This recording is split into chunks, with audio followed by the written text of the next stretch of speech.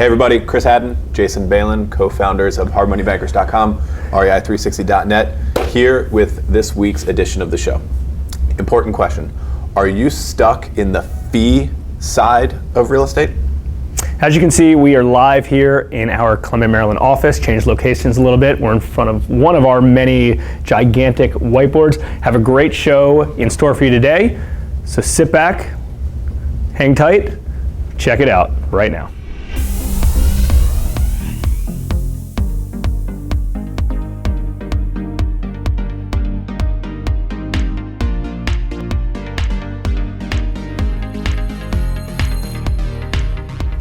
Okay, let's break it down. The fee side of real estate versus the asset side.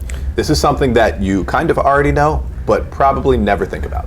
Yeah. At least not enough. And we're about to break it down, and you're going to learn a couple important things that could very well change the way you look at real estate.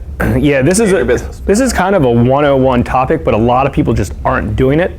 And you know, it's a 101 topic that actually, by just kind of understanding this, you can take what you're doing now and turn them into some black belt strategies with just some simple tweaks, some mental changes. So let's dive into this thing. So when we talk about fee-based income, we talk about, as real estate investors, wholesale deals that you're making fees on, flip properties that you're flipping and 9 months later you get money out of. As a real estate agent, when you sell a house, the money you're making there, any type of business that you're involved in, the transactional income that is coming in, or the fees that are coming in for it. It doesn't have to be real estate. You can be an attorney or a CPA. And the vast majority of real estate professionals are making fees. And fees are good. We're not knocking fees. I love fees. If you want to give me a fee, I will take it. And we make fees every day, and we need those fees to kind of turn into our next point of this. So go ahead. Here's the big thing that we want to point out today.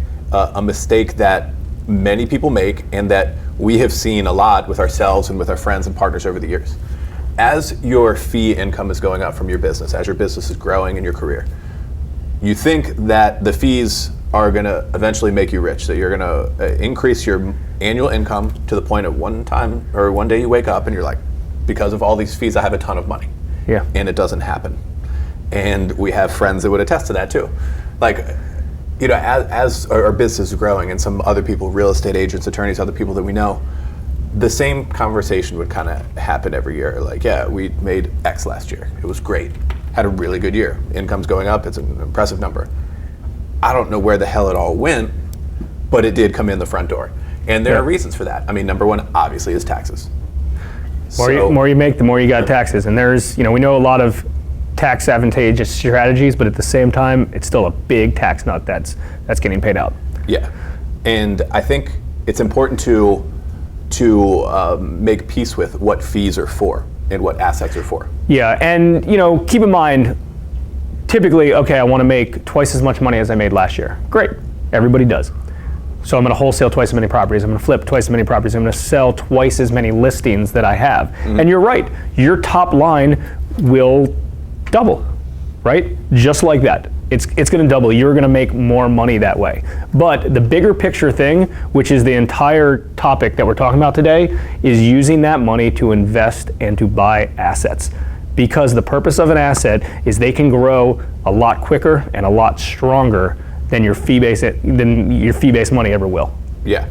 So let's finish up on the fee side and talk about what it is for, just so you can mentally prepare. A lot of this finance and business stuff has to do with human psychology.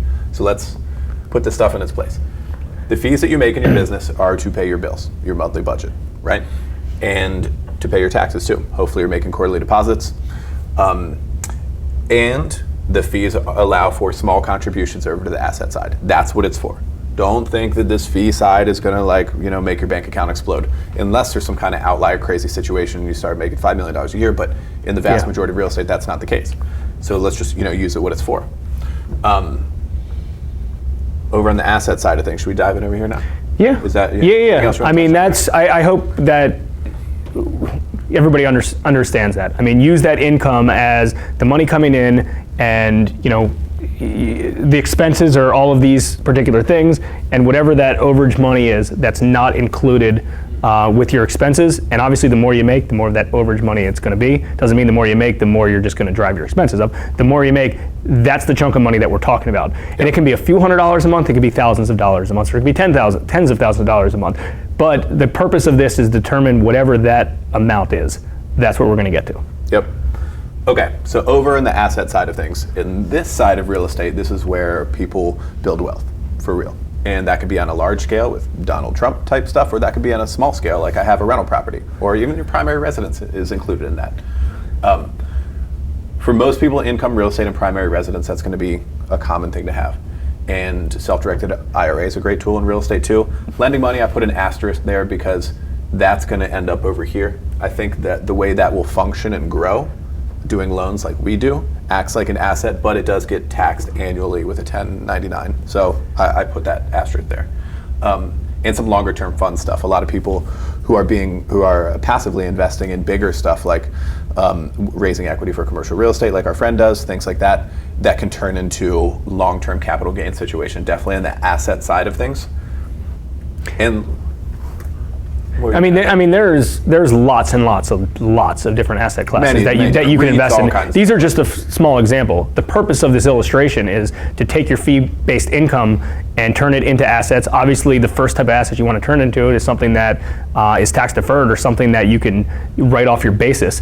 But as we all know, that's limited. There's only so much money you can put into a SEP or a traditional IRA or some sort of self-directed IRA or Kids 529. Right. I mean, obviously, those are the first things because that's coming right off your tax basis. But after that's up, you're paying taxes on that income, but it still needs to get put into an asset because going back to snowball conversations we've had, we've done a lot of videos on snowballs.